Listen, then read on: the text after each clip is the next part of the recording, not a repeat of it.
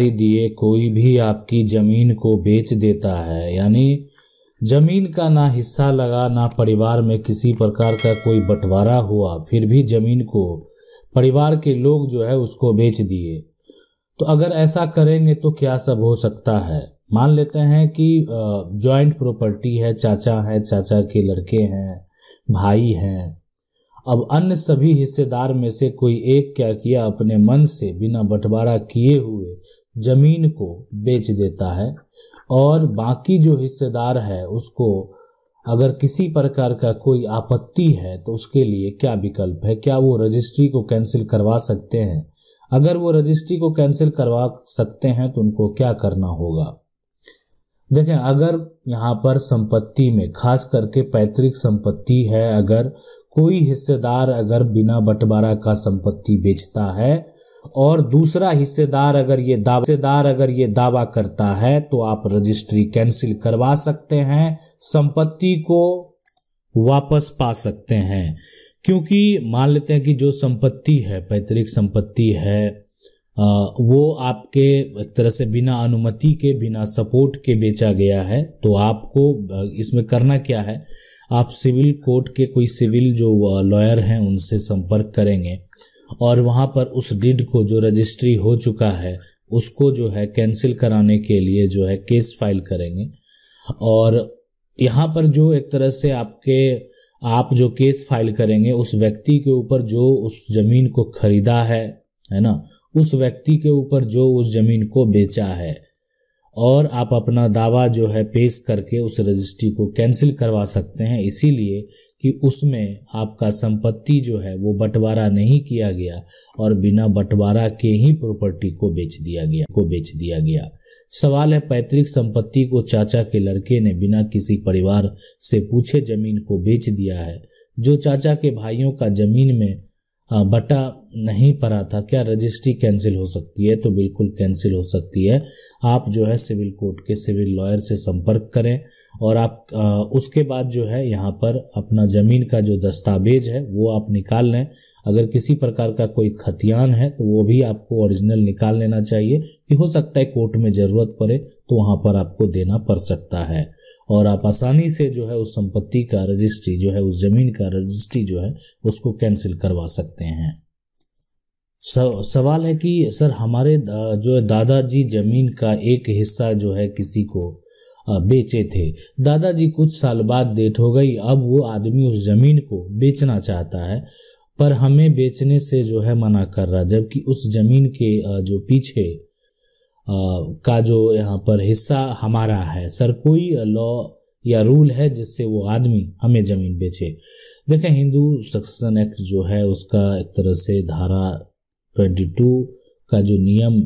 है ना 4 है, ये अधिकार देता है कि देखें कि सबसे पहला होता है कि जमीन जो अगर बेचना है तो किसी भाई को बेचना है, मतलब अपने सगे में बेचना है। सगे कोई है, रिश्तेदार हैं, तो उनको आप पहले बेचें। अगर ठीक है वो लेने से नहीं इनकार करते हैं, ऐसा कोई ये नहीं है कि लोग अभी क्या करते हैं, लोग किसी को बेच देते हैं, लेकिन कानून ये है कि आपके अगर सगे कोई रिश्तेदार लेने वाले हैं और उनका उस संपत्ति से अगर एक तरह से उनका पैतृक संपत्ति है तो उस केस में उनका अधिकार बनता है। लेकिन अब है कि कोई किसी का मान लेते हैं कि संपत्ति अगर आप बेच रहे हैं तो ये नियम ये कहता है कि आप आसपास के लोगों से भी आप पहला प्राथमिकता आपको देना चाहिए, ठीक है। लेकिन फिर भी आदमी स्वतंत्र बेचने के लिए, और अगर एक तरह से क्या होता है एक्चुअल में कि अगर आपसे वो अधिक कीमत कोई दूसरा दे रहा है तो वो उसके पास प्रॉपर्टी को बेचेगा, और खास करके न्यायालय में लोग यही अगर बात प्रूफ कर देते हैं कि जो सामने वाला व्यक्ति है या जो कोई अन्य व्यक्ति है उनको ज्यादा कीमत जो है वो दे रहा था। तो लेकिन फिर भी आपके लिए एक अगर नियम कानून की बात करें तो ये आपका एक अधिकार है और इस पर आप चाहे तो एक्शन ले सकते हैं। सवाल है कि मेरे दादा के पास पैतृक जो है 95 बीघा जमीन थी और सन जो है 89 में पापा और बड़े पापा को 20 बीघा नाम जो है कर गए और खतौनी बही मेरे पापा के नाम से है, और बाकी जो 45 बीघा है पांचों भाई के नाम दर्ज हो गए। दादा को मरे 3 साल हो गए। अब चाचा बोल रहे हैं कि मुझे उसी जमीन पर समान रूप से हिस्सा चाहिए। जो पापा के नाम से, और उन्हें केस जो है चालू कर दिया है। अभी देखें इसमें अगर इसमें होगा एक्चुअल में क्या कि अगर मान लेते हैं पैतृक संपत्ति को एक तरह से आपके जो दादा होंगे वो नाम किए होंगे, है ना, तो ये इसका मान्यता जो है वो शून्य होगा, 0 होगा, है ना, शून्य होगा। लेकिन अगर दादा का अर्जित संपत्ति है और अर्जित संपत्ति जो है आपको मान लेते हैं कि अगर 20-20 बीघा जो भी है वो नाम किन्हीं के कर गए हैं, तो अर्जित में अगर वो खुद उनका अपना संपत्ति है तो उनको अधिकार है वो किसी बेटे को दे सकते हैं। यहाँ पर कोई दूसरा बेटा आज केस भी कर लेगा तो कुछ हासिल नहीं होने वाला, लेकिन पैतृक के केस में ऐसा नहीं होगा। सवाल है कि 1989 में 6 डिसमिल जमीन रजिस्ट्री द्वारा 2 भाई से लिया गया बट दाखिल खारिज नहीं हुआ। उस समय जो है यहाँ पर विक्रेता कर्ता का परिवार जो है 4 भाई एक साथ में थे। बाद में ये जमीन जो है तीसरे भाई के हिस्से में 53 डिसमिल मिल गया, जिससे वह जमीन 50 डिसमिल 2017 में बिक्री कर दिया। उन लोगों का दाखिल खारिज हो गया, परंतु जो पहले केवाला लिया है उनका दाखिल खारिज कैसे होगा? देखें, सबसे बड़ी बात है कि दोबारा जो केवाला किया गया उसका मान्यता जो है ना, मान्यता होगा ही नहीं, वो उसका कोई मान्यता नहीं है, कर दिया गया अभी फिलहाल तो, लेकिन कागज उसके पास है। तो आप क्या करेंगे कि जो व्यक्ति जमीन को खरीदा है और वो उसके पास रजिस्ट्री है, तो आप उस मोटेशन के लिए भी आप चाहें तो जिला के जो एक तरह से राजस्व के अधिकारी हैं, कलेक्टर हैं, या जिला के जो एडीएम हैं, वहाँ पर मोटेशन अपील केस फाइल या है ना आप कर सकते हैं, और वहाँ पर मोटेशन कैंसिलेशन के लिए केस फाइल करेंगे, ताकि जो व्यक्ति दोबारा खरीदा है उसका दाखिल खारिज जो है वो गलत तरीके से हो गया है, जबकि आपने संपत्ति को पहले खरीदा है।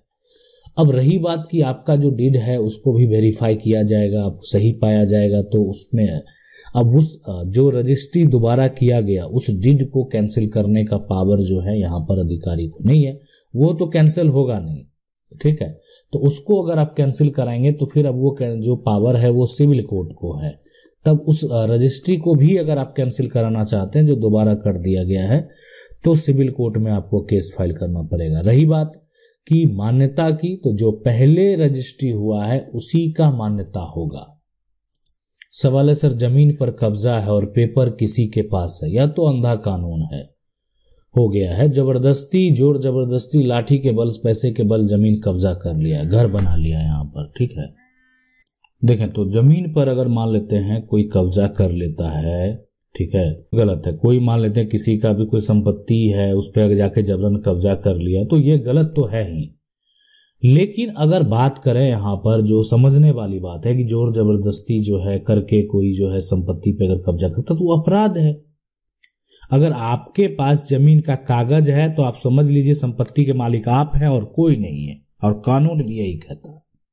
अब क्या होता है कि आपका संपत्ति कोई 20 साल से कब्जा किया हुआ और 20 साल तक आप संपत्ति को ढूंढने नहीं गए, और वो मकान बनाकर उस संपत्ति पे रह रहा है, उसका घर बना हुआ उस पे, और 20 साल से वो उसी में रह रहा है। अब आप जा रहे हैं कि उस जमीन वो मेरा है, हो सकता है कोई कारण बस आप लंबे समय से नहीं गए और आज जा रहे हैं कि वह घर मेरा है, तो अभी के समय में 20 साल बाद आपको ये याद आता है कि ये संपत्ति मेरा है, और तो जो कब्जा करने वाला है उसको भी एक अधिकार प्राप्त है कि आप कोई प्रशासन जो है कोई अधिकारी उस पे एक्शन लेके उसको बिना कानूनी प्रक्रिया किए हटा नहीं सकता है, और वो भी अपना दावा पेश कर सकता है मालिकाना हक प्राप्त करने का, वो भी अपना एडवर्स पोजीशन का दावा पेश कर सकता है। तो बस ये है, लेकिन अगर कोई आपकी संपत्ति को कब्जा करता है या कब्जा करने की कोशिश करता है वो अपराध है, और इस प्रकार अगर कोई भी कार्य करता है तो उस पर एक्शन लिया जाता है और उसको सजा भी जो है वो हो सकता है। और संपत्ति का मालिक हमेशा वही रहता है जिसके पास संपत्ति का पेपर होता है। सवाल है कि सर, हमने एक जमीन 1990 में खरीदी इकरारनामे पर किसी कारणवश उस जमीन की रजिस्ट्री नहीं करवाई, विक्रेता मर चुका है, आज उस जमीन पर हमने मकान भी बनवा लिया, बिजली का बिल दे रहा हूं, आधार कार्ड बनवा लिया हूं, निवास प्रमाण पत्र मेरे पास है, मुझे कोई अभी तक हस्तक्षेप नहीं किया है, मैं अब जमीन का रजिस्ट्री करवाना चाहता हूँ, रजिस्ट्री कैसे होगी, रास्ता बताए। डर लग रहा कहीं विक्रेता के वारिस कोई जो है वो मांग ना दे। देखें, अगर मान लेते हैं आपके पास रजिस्ट्री नहीं हुआ, आपका 1990 में ही आपने खरीदा, अब इकरार न, कोई भी आपको लिखित अगर दस्तावेज है ना, लिखित कागजात अगर आपके पास है तो उसका मान्यता जो है बिल्कुल होगा, आप उसको कोर्ट में पेश कर सकते हैं। और साथ साथ जो आपको चाहिए उसके लिए गवाह भी चाहिए, है ना, ताकि आपके पक्ष के लोग गवाह देंगे, तब आप रजिस्ट्री का अपना दावा उनके वंशज पे कर सकते हैं। या उनके वंशज अगर इस बात को जानते हैं, वो ईमानदार होंगे, उनको लगता होगा कि मेरे पिता के द्वारा ये संपत्ति बेचा गया है, मुझे जो है रजिस्ट्री कर देना चाहिए, तो वो अगर कर देते हैं तब कोई दिक्कत नहीं है। तो अगर उसके वारिस जो है, आप उनसे बात कर सकते हैं कि रजिस्ट्री करने के लिए, तो ये प्रयास आपको करना चाहिए। उसके बाद तो आप अपना दावा भी पेश कर सकते हैं, लेकिन उसमें क्या होगा कि एक तो सब आप लंबे समय से उस पर रह रहे हैं, आपके पास सारा डॉक्यूमेंट है, निवास प्रमाण पत्र है, सारा कुछ है, और वो जो एक तरह से दस्तावेज आपके पास मौजूद है उस दस्तावेज को प्रस्तुत कर सकते हैं। उसके बाद जो एक तरह से जो भी लिखित तौर पे कोई कागजात यहाँ पर जो अगर आपके पास पहले से मौजूद है उसको भी प्रस्तुत कर सकते हैं। आशा करते हैं वीडियो अच्छा लगा होगा। वीडियो को लाइक जरूर कर दें। चैनल को पहली बार देख रहे हैं, सब्सक्राइब करके जो बेल आइकन है उसको जरूर दबा लें। मिलते हैं अगले वीडियो में, तब तक के लिए जय हिंद।